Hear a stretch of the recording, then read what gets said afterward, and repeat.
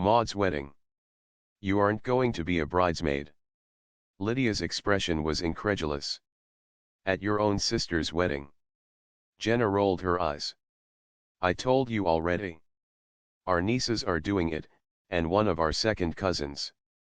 3 bridesmaids is more than enough, and it would look pretty strange to have one 20-year-old bridesmaid, when the others are 9, 7, and 6. Her friend wasn't placated.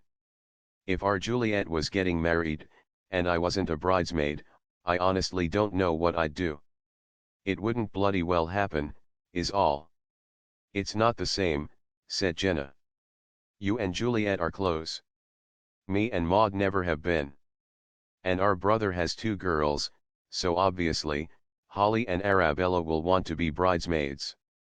Now, can we change the subject, please? Before Jenna blurted out that being in love with the bloke your sister was marrying tended to dampen any enthusiasm regarding said sister's forthcoming nuptials. Sometimes, keeping quiet really was the only solution. The triplets. Jessica Johns had always been the center of attention in her family. The eldest of 4 siblings, her parents adored her. Jess had always been the star of the show, the one who got all the praise. The steady arrival of her brothers, Ethan, David, and Matthew, had not caused any insecurity or jealousy for Jess, perhaps in part because Jessica remained the only girl. Her brothers were simply more devoted fans for the pretty, clever, and highly talented Jess. But then, something happened that changed everything. Jessica's mother gave birth to triplets, 3 little girls, who were just as adorable as Jess had been as a baby. Their names were Charlotte, Emma, and Louisa. Suddenly, Jess found herself sidelined, as her parents fawned over the new arrivals. At first, Jessica tried to be happy about her sisters. She loved them, and wanted them to be happy. But, as time went on, she found herself growing increasingly jealous of the attention they were getting. Everywhere the family went, people would coo over the triplets, asking to hold them and take pictures with them. Jess felt forgotten, as though she were no longer special. Jess decided she had had enough. She was tired of being ignored and overlooked. She wanted to be the center of attention again, as she had been all her life. Jessica started acting out, doing things she knew would get her parents' attention. She would throw tantrums, break things, and generally make a nuisance of herself. At first, her parents tried to ignore her behavior, thinking it was simply a phase. But, as Jessica's antics grew more extreme, they began to worry. Finally, one day, Jessica's mother sat her down for a talk. Jess, she said, we love you very much, but we can't keep ignoring your behavior. You're hurting yourself and others, and we need to find a way to help you. Jess felt a pang of guilt, as she looked into her mother's tired, gray eyes. She knew she had been acting badly, but she couldn't help it. She just wanted to be noticed again. As the days went on, Jessica's mother worked with her to find healthier ways to get attention. They started spending more one-on-one time together, doing things Jess enjoyed, including painting, dancing, and singing. Jess also started helping out more with her sisters, playing with them and helping to take care of them. Slowly but surely, Jessica began to feel better. She realized that she didn't need to constantly be the center of attention. She could still be special and loved, even if she wasn't the only daughter anymore. In the end, Jess learned an important lesson about jealousy and love. She realized that it was okay to feel jealous sometimes, but that it was important to find healthy ways to deal with those feelings. And most importantly, she learned that love was not a finite resource. There was enough love to go around, sufficient love for everyone, including her triplet sisters. Edna and Katie. Edna and Katie were best friends, having been inseparable since early childhood. However, as they grew older, Edna began to experience the occasional twinge of envy, verging upon jealousy, in relation to Katie. It started off with small things, such as Katie getting better grades, and being more popular at school. But, as time went on, the jealousy grew into something much more consuming. Edna would constantly compare herself to Katie, wondering why she couldn't be as pretty, or as intelligent, or funny. She would watch as Katie effortlessly charmed everyone around her, while Edna struggled to make even a single friend. The jealousy began to eat away at Edna, turning her into a bitter and resentful person. She would snap at Katie over the smallest things, and would often find herself making snide remarks about Katie, behind her back.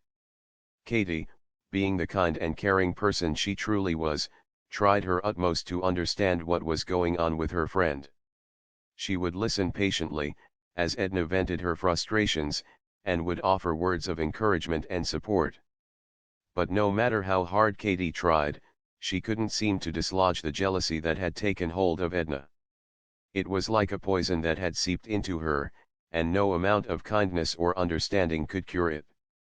One Friday evening, Edna's jealousy reached boiling point.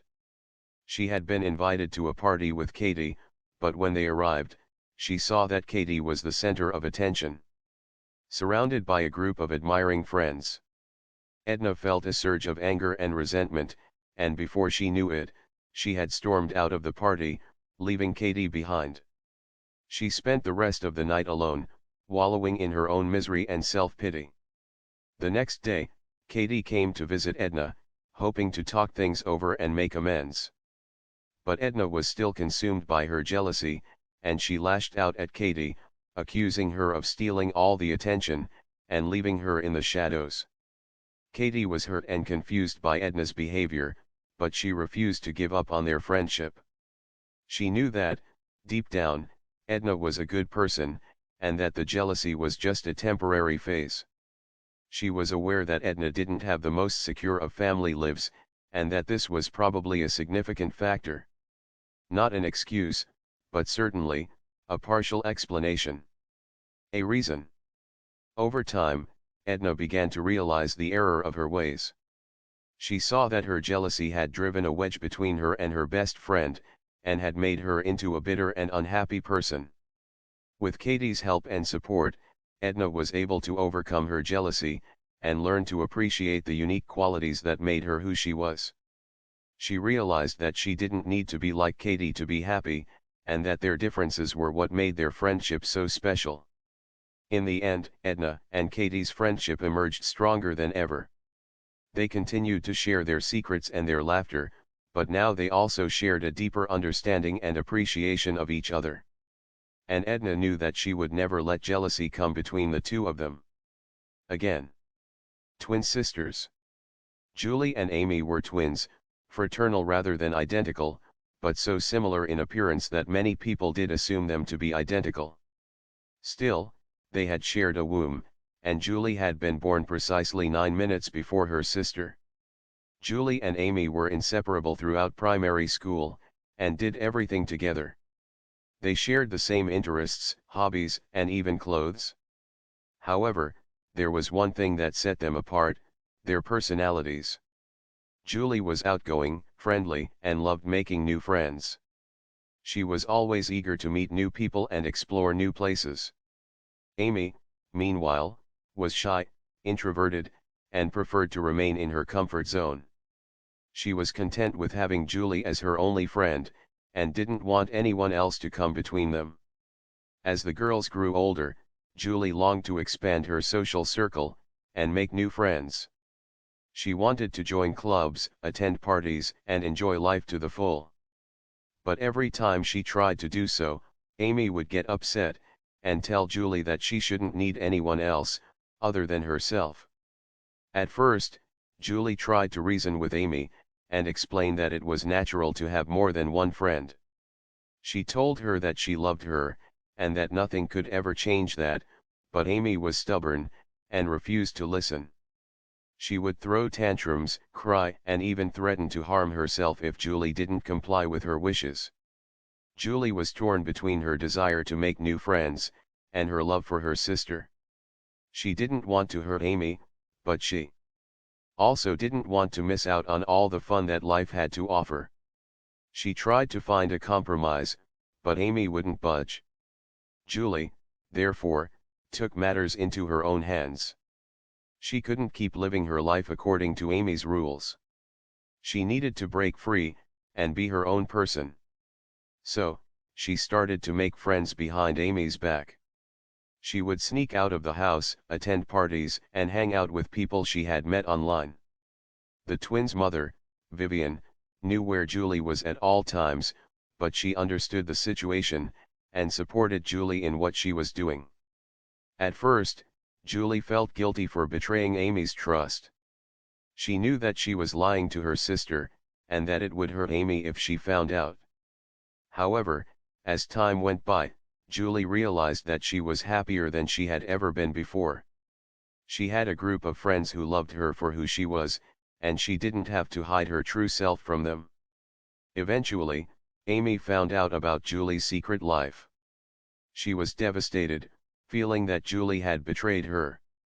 She couldn't understand why her sister would want to be friends with anyone else, when they had each other. She felt that she wasn't enough for Julie, and that she had failed as a sister. However, Julie didn't give up on Amy. She knew that her sister was hurting, and that she needed her more than ever. She sat down with Amy, and the two had a heart-to-heart. Julie reassured Amy that she loved her, and that nothing could ever change that. She also explained that she needed to make new friends to grow as a person, and that it didn't mean that she loved Amy any less. Slowly but surely, Amy came to understand Julie's point of view. Realized that she couldn't keep Julie to herself, and that her expectations had been unfair. She started to open up to the idea of making new friends herself, and even joined a book club at school. It was on the same night as the ballet class, which she had used to attend with her twin. Ballet was something at which Julie was naturally good, but Amy, not so much so. And, in truth, Amy had never particularly enjoyed the ballet lessons. Julie and Amy discovered that it was okay to have different personalities and interests. They also learned that it was important to respect each other's choices, and to support each other, no matter what. They remained best friends for life, but they also had their own separate lives and friends. And that was perfectly okay. Trust broken. Leah and Nick had been together for almost 3 years, and everything had seemed, to Leah, to be going well. How wrong she had been. Leah found out, via her best friend, Georgia, whose own elder sister was friendly with Leah's sister, Angie, that Nick had cheated on her. With Angie, no less. Angie was 3 years older than Leah, 1 year older than Nick, and she always had been the more confident and outgoing of the sisters. Leah had experienced envy, in relation to her sister, many times, but never jealousy. Never rage, and almost hatred. The two people Leah had trusted the most had betrayed her, comprehensively. And her whole world had come crashing down around her. At first, Leah didn't know what to do, or how to make sense of the situation. She was livid and broken, but also still convinced that she loved Nick. And Leah really didn't want to lose him. She confronted him about the affair, but he just denied it, and tried to make excuses. Leah knew, in her heart, that he was lying, but she didn't want to believe it. It was easier to persuade herself that maybe Georgia had got it wrong. She was even ready to believe that Georgia was lying, or that Georgia's sister, Deanna, had made a mistake, or told lies. Because somehow, even that hurt less than accepting reality. As time went on, Leah herself spotted various signs that Nick was cheating on her. He was distant and secretive, and he would often disappear for hours at a time, without explanation. Leah couldn't ignore the truth any longer. Leah decided to confront Angie about the affair. She needed to hear her sister's side of the story. So, she paid a visit to her sister's studio flat, just outside the town center. Angie didn't deny it. She was vaguely apologetic, and claimed that it was a mistake, but she didn't seem to fully grasp the significance, from Leah's point of view. Her own sister had betrayed her, and that was the ultimate knife twist. Hurt so much more even than what Nick had done. Leah broke up with Nick. She couldn't trust him anymore, and she knew that she deserved better. It was a painful decision, but Leah knew that it was the right one. As for Angie, Leah decided to distance herself from her sister, indefinitely. She couldn't forgive her for what she had done, and she didn't want to be around her anymore. It was a difficult time for Leah, but she knew that she would eventually heal, and move on from the betrayal. In the end, Leah learned that sometimes the people we trust the most can hurt us the most. But she also discovered that she was strong enough to overcome the pain, and move on to a better future.